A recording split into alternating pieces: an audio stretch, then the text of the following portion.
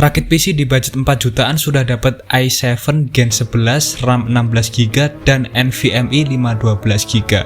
Dan part yang digunakan pun baru semua pastinya. Kok bisa? Oke, mari kita bahas.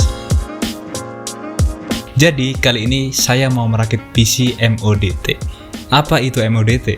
MODT kepanjangan dari Mobile on Desktop, di mana prosesor laptop dipakai atau dijadikan motherboard desktop PC biasa. Berawal dari melihat konten orang luar negeri, saya kok jadi kepikiran ingin merakit PC yang sama. Dikarenakan YouTuber Indonesia atau reviewer Indonesia belum ada yang bahas, mari kita bahas PC MODT ini.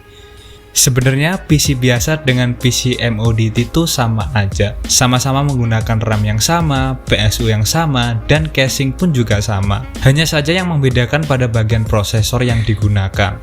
Prosesor ini sebenarnya adalah prosesor yang diperuntukkan untuk laptop, tapi oleh pabrikan Cina Airying lebih tepatnya, prosesor langsung dirakit dan ditempel pada motherboardnya. Jadi prosesor tersebut itu tidak bisa dibongkar atau dicabut dari motherboardnya. Dan yang saya beli pun motherboard dan prosesornya itu sudah menjadi satu, seperti yang Anda bisa lihat di video tersebut. Jadi prosesor yang saya pilih itu adalah i7 Gen 11 11800H dengan 8 core dan 16 thread. Untuk MOBO yang digunakan pada prosesor kali ini yakni seri HM570 yang bertipe MATX. MOBO ini support 2 NVMe, yang satu Gen 4 dan yang satunya lagi Gen 3. Untuk spek lengkapnya kalian bisa lihat pada gambar di atas.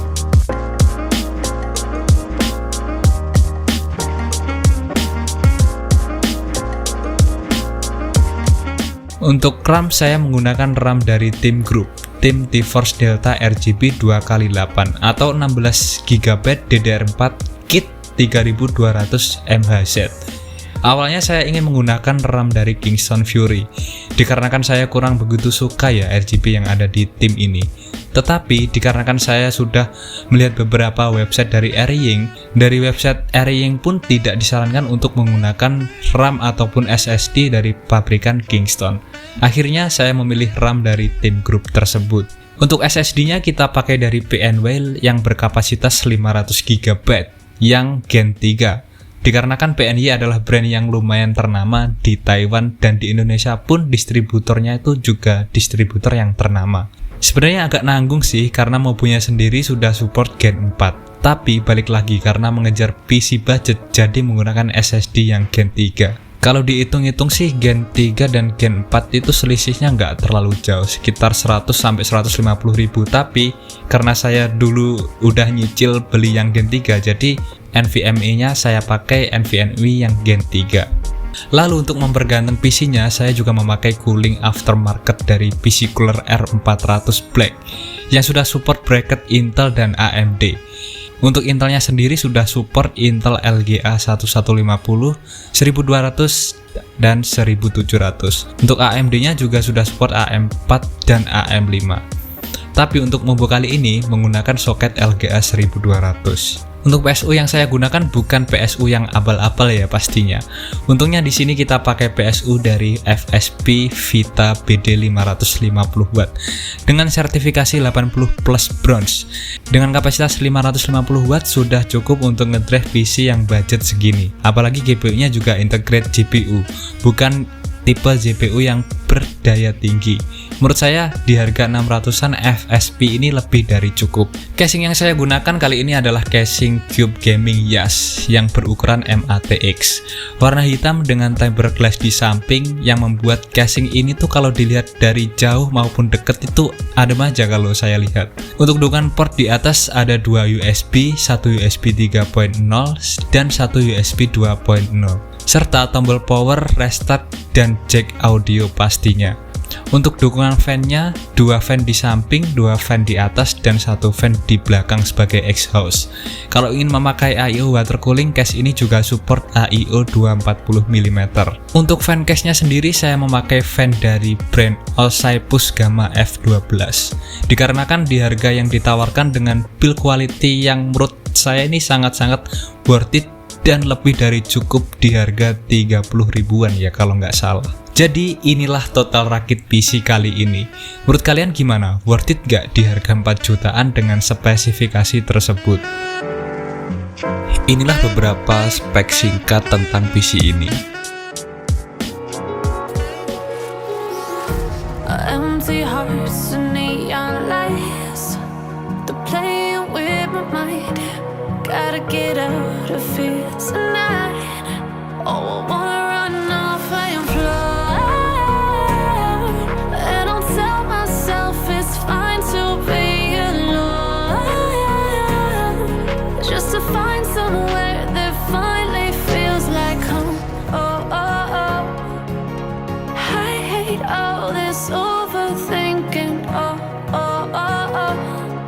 The more I swim, the more I'm sinking. Take me to a world of silver. No more heartbreaks, tears, painkillers. Take me somewhere unfamiliar. Bring me back to where we started out.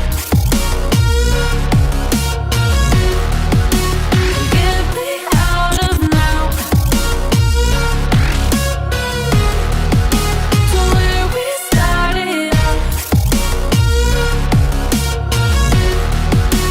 Get me out of now,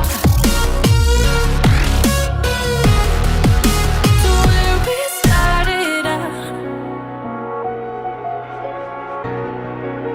La la la la la, oh, oh.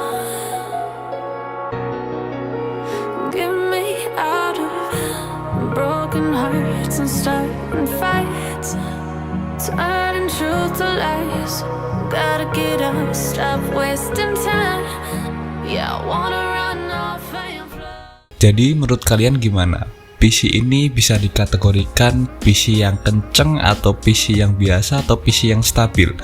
Kalau menurut penggunaan saya, untuk yang sehari-hari penggunaannya cuma sekedar browsing, nonton film, sama edit-edit basic.